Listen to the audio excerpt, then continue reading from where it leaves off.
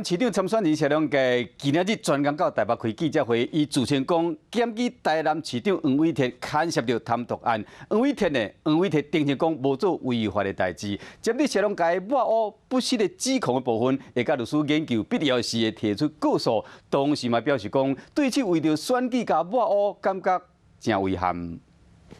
对于我个人，我相信，我们自己坦荡荡。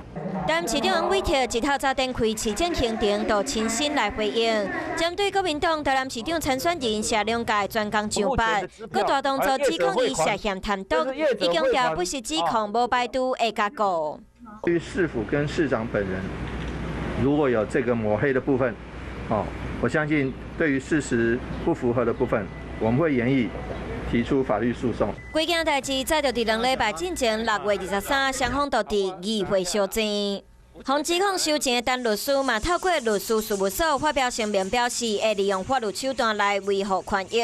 法律事务所指出，对方汇钱300，总共720万，是法律顾问费用。约定法律顾问期间36个月，每个月法律顾问费用是20万。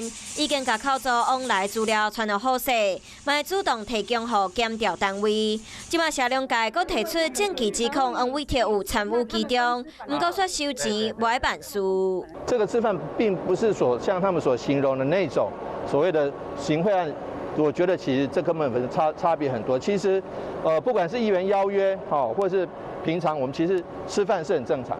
连骨头到今也未得到合法执照，也未营业，所以双方无对价关系。黄伟哲强调家己真清白，对选战伫要到啊，对方做出抹黑的动作，感觉真遗憾。即马双方家己讲家己的，年底选战也未到，看起来是已经先提早开战。